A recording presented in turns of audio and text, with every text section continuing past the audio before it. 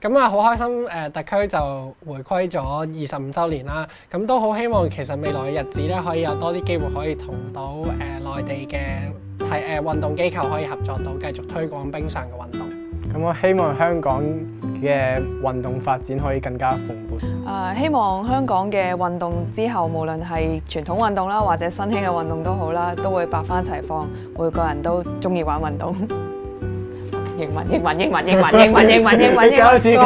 得咁難啊，點嘅大佬？講多次。Hi, this is Ashura. I'm a member of Hong Kong ladies curling team, also mixed team. I've been playing curling for 6 years. So hello guys, my name is Martin. I'm a member of the Hong Kong men's and mixed team. I've been curling for 6 years now, and I'm also a curling coach in Hong Kong currently. So I do not just play the sport, but I want to nurture the next generation curlers in Hong Kong. Hi everyone, my name is Jonas. I've been playing curling for 6 years as well. I'm a member of the Hong Kong junior curling team.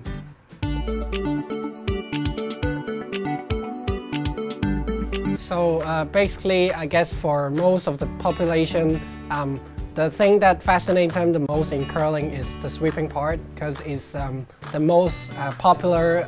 That's what it's known for, and that can usually be watched on TV.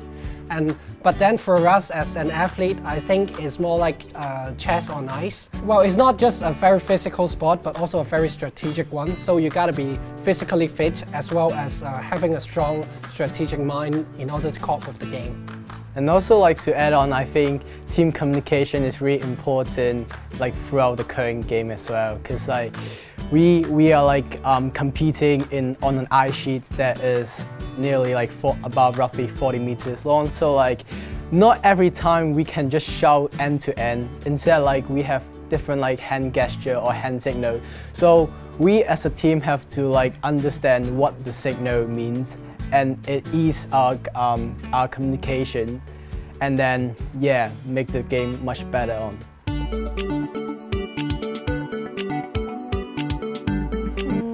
Among all the factors of sport-related fitness, I think agility, flexibility, coordination and balance are very important with playing curling. Also, the team spirit and the communication are also very important. So yeah, to add on that, I guess, well, your muscle endurance as well as your cardiovascular fitness are very important as well, because the curling game usually lasts for more than 2 hours. So you gotta stay in shape throughout the game in order to compete. And well, I guess the other thing about curling is kind of a sport for all. So you can be a say 8 years old child, you can compete on the ice with a 70 years old elderly. So it's quite fair. A lot of people can combine and they can enjoy the sport together. So for me, I've been curling for 6 years, as I said, and how I start curling is the president of the Floor Curling Association came to our school in roughly 2017, 2016, and because I have no knowledge on what floor curling is at that moment, and I'm actually quite fascinated by those unpopular sports as well. So I want to try something new instead of like those kind of like mainstream sports. So for me is pretty much quite similar to his story. I met John Lee, the president of the Hong Kong Curling Association, back in my university days.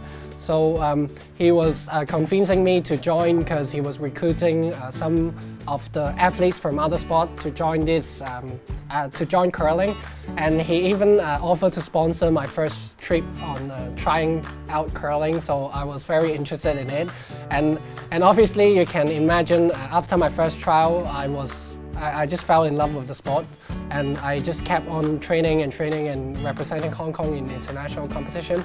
And the other thing that I really like about the sport is that's how I met Ashura and Jonas, and most of the people in this sport are very nice and generous, and I really enjoyed this part of the experience as well.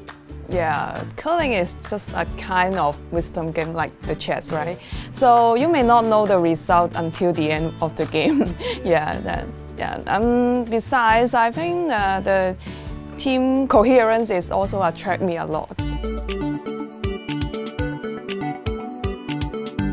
We did a lot, I think, these 2 years. We did do some come and try session, and also we did we make a competition, Hong Kong Curling Cup last year. So everything we want to do is to promote the sports to Hong Kong people.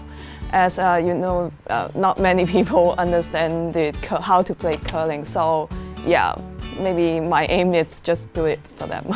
Yeah. So to add on that.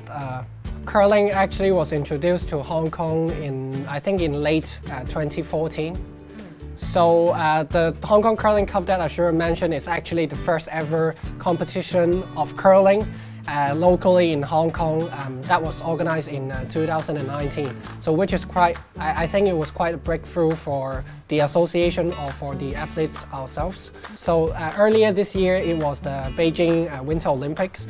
I was very fortunate to be a TV commentator of curling as well. So I was able to teach the general public about the competition rules and about how to play this game internationally. And I think it was quite a very good experience for myself as well as the sport. And also I've mentioned I am a curling coach. So we can see that the curling population in Hong Kong is growing on a very good rate currently. Yeah.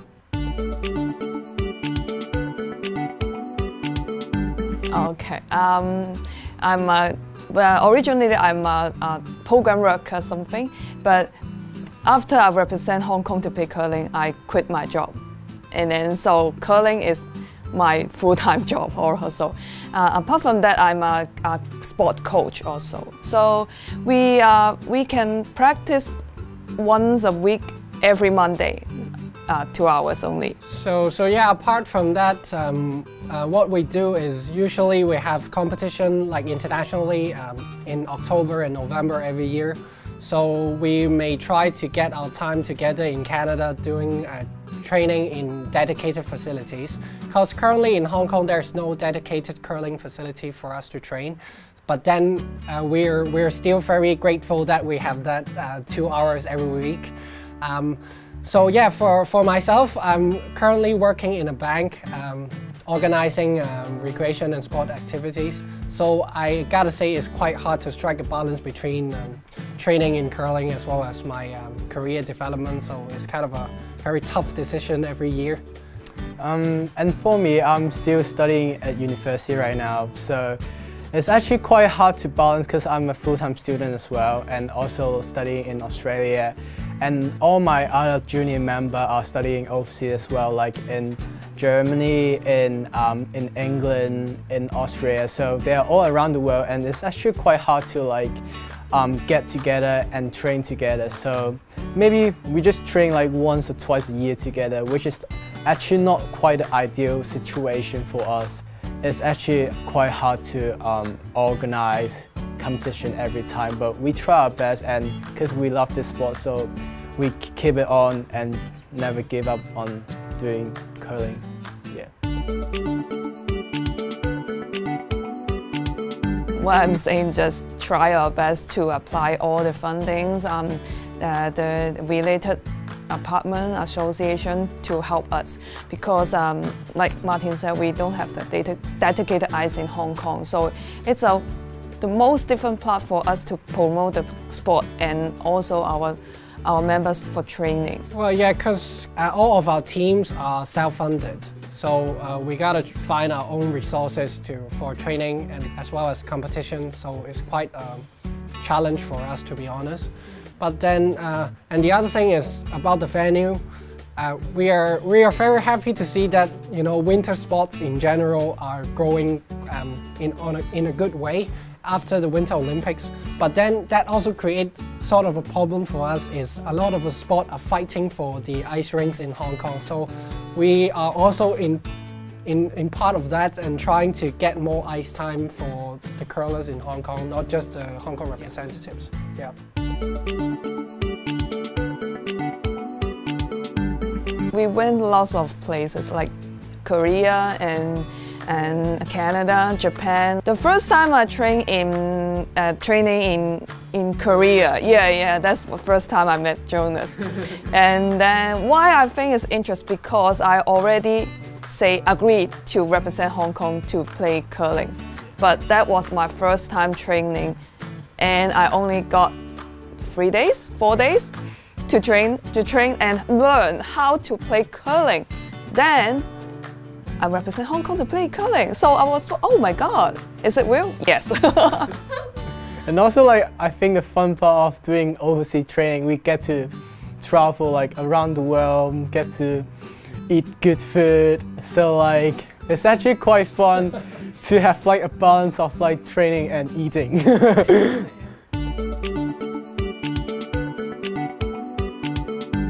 Some of my friends, they don't understand about curling, they don't know how to play curling. So when I told them, oh, I'm representing Hong Kong and play curling, and they said, wow, what a great opportunity. For what? For a week on a holiday, vacation. Oh no, I'm playing competition, I'm not on holiday. And also they think we were subsidized for that. But just like Martin said, we all self-pay. Yeah, all the expenses self-pay. I didn't play for competition during the COVID time, so all the competition stopped and canceled. And in addition, like, 2 of my team members also have the high school examination, so we kind of like started playing curling competition for 2 to 3 years. And at that time, I tried to convince myself, should I not play curling anymore? Because actually it's kind of like a financial burden for me and my family as well, because you spend a lot of money on equipment, overseas training, stuff like that, and it's actually quite a big sacrifice for us or for Ashura and Martin, especially they have work to do as well. So, but I think like the part that like get me back to curling is because it's actually quite a fun sport, and also like the teamwork we build on together. Like, I just don't want to like lose them, because like we try so hard to build curling in Hong Kong and also within the team. So we want to build it up and like build it stronger, and hopefully one time we can go Olympic together. Yeah. Well, I guess for the men's team, we have a very straight and direct goal this year. During the new season, we are trying to get the first ever medal in curling on the international tournament for Hong Kong. So we are, well, all of us are working very hard for it. In reality, we were thinking, well, actually not a lot of people would support this or actually care about it, but I guess for us, getting this medal means a lot for us, because like for me, we have worked very hard, and well, yeah, we were fighting against the odds throughout the last 6 years, and we're just trying to prove that we belong to this sport and we belong to the international level as well. So I guess this is our main objective, and we will definitely go very hard for it. Yeah, for Hong Kong, I think the most important thing is we want to let Hong Kong people know what it's curling, because yeah, we say that there is not many people playing curling, so it's quite sad for us. But yeah, we try to do that. For my team, ladies team, recently we have quite okay result. We got 4 times 4th place in Pacific Asia Curling Championship. Yeah. So this year our main goal is trying to get to the Worlds. Yeah, because we think that it's time to improve, go further. Try very hard to do everything, do whatever we can.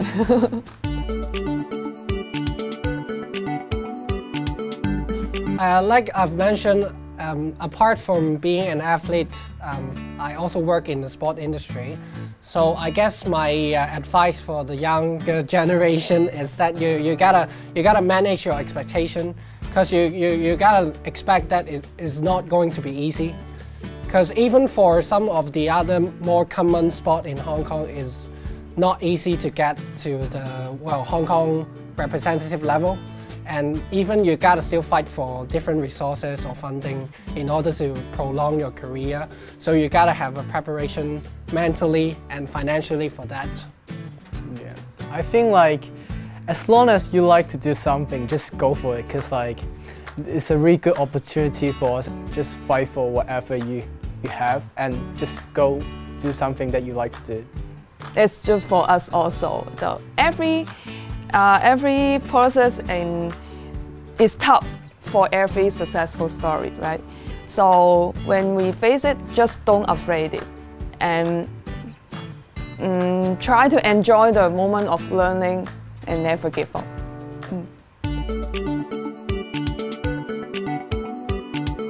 Like just now I've mentioned, I was very fortunate to have commentated the Beijing Winter Olympics. So I can definitely tell that in the culture or the sport environment, especially for winter sport in China, is very, very good at the moment. And I have heard that in Guangzhou there was newly built curling facilities. So I'm actually very interested in it.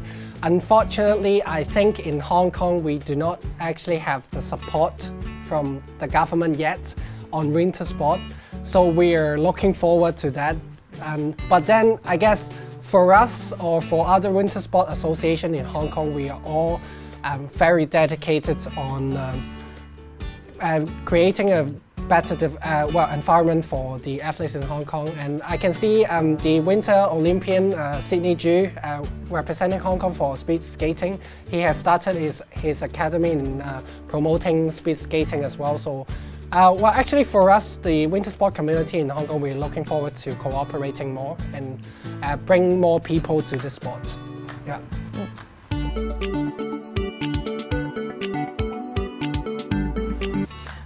I think Hong Kong is quite friendly on sport because I'm a sport coach. I saw like every year we have like 10 to 15 new sport to come into Hong Kong, but then we all accept it. So I think it's quite friendly. Yeah. So I guess well, yeah. As an athlete, for us it's always dilemma, because in Cantonese we actually have a saying is saying, you know, whether the egg come first or the chicken come first, right? And I guess for us, or especially for the Hong Kong women's team, they are actually currently ranked in at 16, right? At 18. At 18 in the world, but they did it like in 6 years. And actually, she was mentioning they were 4th place in the Pacific for the past years. But then, for us, we still do not have the sufficient support. So, I guess looking forward to it is whether that would be a change in the Hong Kong system, because the elite sports, they are getting most of the fundings and the support. But then, for us, the upgrowing and improving sports, I think we are still in lack of such kind of resources. Yeah.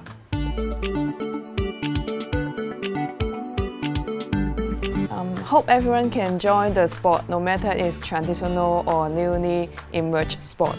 So I'm very happy to be part of the 25th anniversary of establishment of HKSAR. So I look forward to cooperating with more sport institute in mainland China. I hope that Hong Kong sport have a prosperous development in the future.